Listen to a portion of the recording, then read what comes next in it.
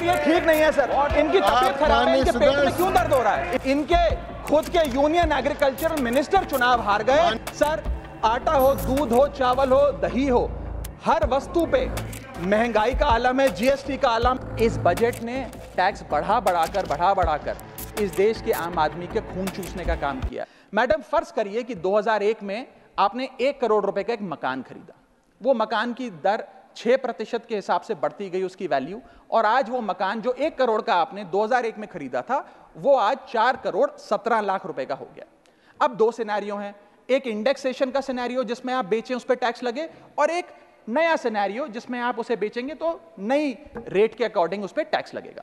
मैं पहले पुराने सिस्टम के हिसाब से, इंडेक्सेशन वाले सिस्टम के हिसाब से उस पर कितना टैक्स लगेगा वो आपको बताना चाहता हूं। आज वो मकान जो आपने वर्ष 2001 में 1 करोड़ का खरीदा था वो आप 4 करोड़ 17 लाख रुपए का बेचती हैं, तो आपकी सेल प्राइस 4 करोड़ 17 लाख, लेकिन आपकी purchase price, inflation adjusted indexed purchase price 1 crore नहीं, लगभग 3 करोड़ 60 लाख के आसपास आती है। यानी कि आपका sale price minus purchase price, जो प्रॉफिट ऑन सेल है, वो 54 लाख रुपए होता है। उस 54 लाख रुपए पर 20% के अकॉर्डिंग आप पे टैक्स लगता है। यानी कि इंडेक्सेशन वाले फॉर्मूले से आपको कुल टैक्स 10,80,000 रुपए देना पड़ता है। मैं राउंड ऑफ करके 11 लाख रुपए कहता हूं।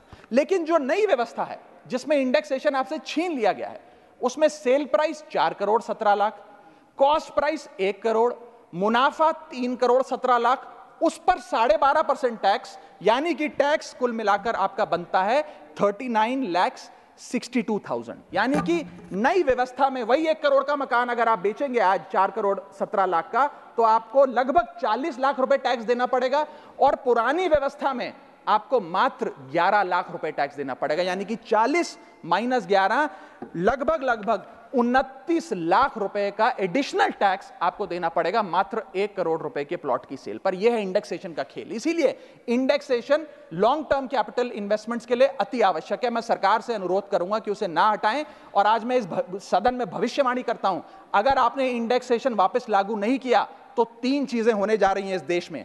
पहला, रियल एस्टेट में इन्वेस्टमेंट गिरने वाली है और लोग अपना ड्रीम होम कभी नहीं खरीद पाएंगे। दूसरा, अंडर वैल्यूएशन होगी प्रॉपर्टी डील्स की, सब लोग सर्कल रेट पे प्रॉपर्टी खरीदेंगे बेचेंगे, कोई असल कीमत नहीं बताएगा। और थर्ड थिंग जो इस देश में होने जा रही है, रियल एस्टेट सेक्टर में भारी तादाद में ब्लैक मनी आने जा रहा है अगर आपने ये इंडेक्सेशन का फैसला वापस नहीं लिया। मेरा 5वां सुझाव सरकार को, फाइनेंशियल सेविंग्स को इंसेंटिवाइज करिए। डेट में, इक्विटी में, म्यूचुअल फंड्स में, बैंक डिपॉजिट्स में, फाइनेंशियल इन्वेस्टमेंट्स, और खास करके जो 24 से 36 महीने से अधिक लोग अपनी इन्वेस्टमेंट रखते हैं उन्हें इंसेंटिवाइज करिए, टैक्स मत करिए, पीनलाइज मत करिए। और मैं कहूंगा आने वाले समय में आपको लॉन्ग टर्म कैपिटल गेन पे टैक्स अबॉलिश करने के लिए भी सोचना चाहिए, ना कि उसे सिर्फ कम करना चाहिए।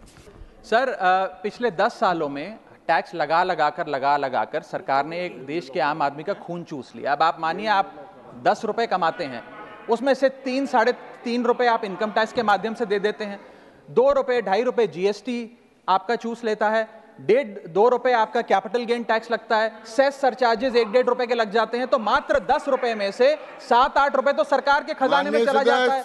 तो आम इंसान को मिलता क्या, आम आदमी को मिलता? सरकार को एक बुरी आदत है सेस और सरचार्ज लगाकर पैसा वसूलने की। सेस और सरचार्ज वो टैक्स है सरकार का जिसे उन्हें राज्यों के साथ बांटना नहीं पड़ता, वो डिविजिबल पूल में नहीं जाता। इसीलिए सरकार सेस और सरचार्ज लगा लगाकर आम आदमी से पैसा वसूलती है। मैडम, अगर केंद्र सरकार 100 रुपए कमाती है तो उसमें से 18 रुपए सेस और सरचार्ज के जरिए कमाती है, यानी कि मात्र 82 रुपए, 100 में से 18 हटा दीजिए, 82 रुपए डिविजिबल पूल में जाता है जो राज्यों में बांटा जाता है, 18 रुपए सीधा सरकार की जेब में जाता है। मैं अनुरोध करूंगा कि सेस और सरचार्ज की या तो इस प्रथा को बंद करें या वो भी डिविजिबल पूल में डाल